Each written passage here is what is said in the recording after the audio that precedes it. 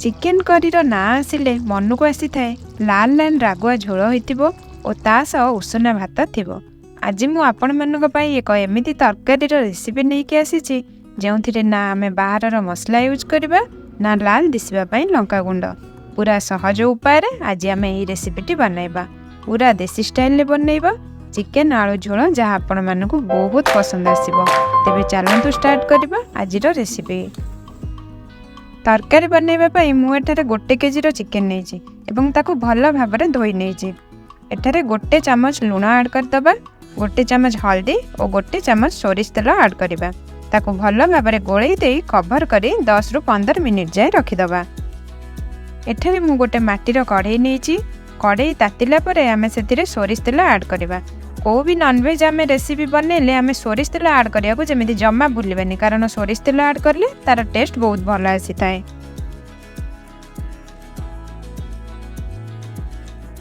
तेल भल भाबरे गरम हेबा परे 4 रु 5 टी आलू को मु चोपा छड़े नै जाइछि ताकू तेल रे पकाई दबा।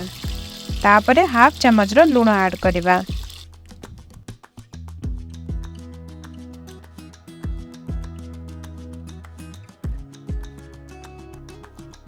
चिकेन ने मसला प्रस्तुत करिया पई रसुण अदा को मु एठारे नै जाइछि एवं 4 रु 5 टी सुखिला लंका को नैछि जहा को आमे बाटी की मसला प्रस्तुत करबा। आलू को गोल्डन ब्राउन कलर हेबा जाय भल भाबरे भाजिबा। आलू भल भाबरे भाजी हे सरलानी ताकू आमे एठी गोटे प्लेट रे बाहर को बाहर कर दबा।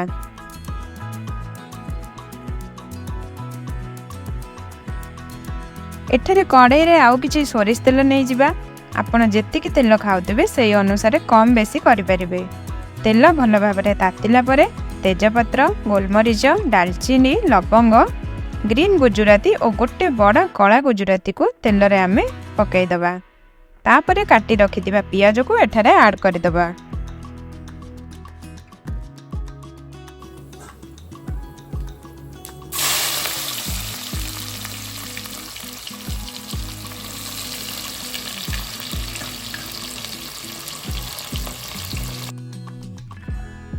तापरे टिके लूण ऐड कर दबा।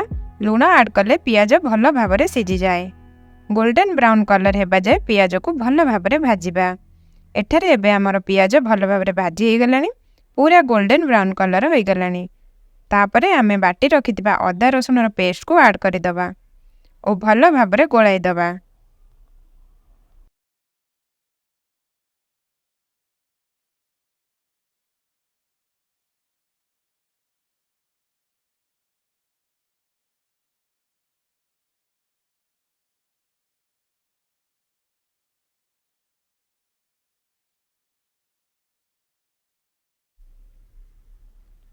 तापरे बाटी रखिथिबा सुखिला लंकार पेस्ट को ऐड कर दबा।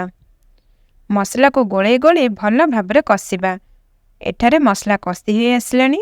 तापरे टमाटर प्यूरी को ऐड कर दबा और भल भाबरे गोळाई दबा। किछि समय पई कसिबा। भल भाबरे कसी हो गेला परे 1 चम्मच धनिया गुंड, हाफ चम्मच हळदी गुंड एठारे में ऐड कर दबा। पूरा हमर एठी चिकेन पई मसला प्रस्तुत हे गला। तापरे मैरिनेट करी रखिथिबा चिकेन को एठारे हमें ऐड करबा।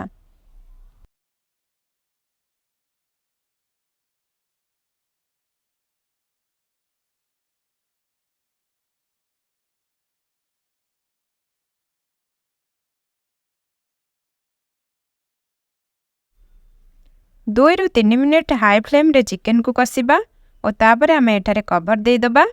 कवर देबार 2 रु 3 मिनिट परे पुणी कवर काढ़ी की भल भाबरे कसी दबा।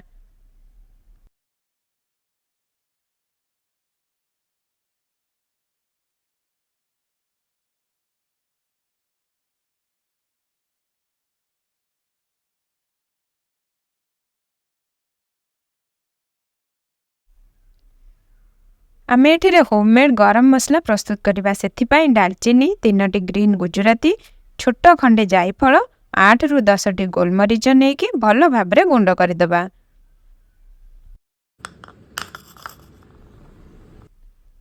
तापरे एठारे कवर काढ़ी के आउ थरे भल भाबरे गोळाई दबा और भाजी रखिथिबा आलू को ऐड करबा। 5 रु 7 मिनिट आउ थरे पुणी कवर कर दबा। देखंतु एठारे हमर चिकेन सिझी गलानी और आलू मध्य भल भाबरे सिझी आसिलानी। ଆଉ ଡେରି ନକରି ଗରମ ପାଣି ଦେଇଦେବା।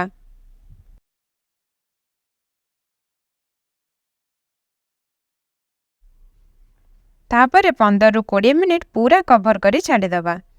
ଏଠାରେ ପୁରା ଚିକେନ ଆଳୁ ଝୋଳ ପ୍ରସ୍ତୁତ ହୋଇଗଲାଣି। ଆଳୁ ମଧ୍ୟ ଭଲ ଭାବରେ ସିଝି ଯାଇଛି। ଲାଷ୍ଟରେ ଆମେ 1 ଚାମଚ ଗରମ ମସଲା ଆଡ଼୍ କରିଦେବା ଓ କାଟି ରଖିଥିବା ଧନିଆ ପତ୍ରକୁ ମଧ୍ୟ ଆଡ଼୍ କରିବା।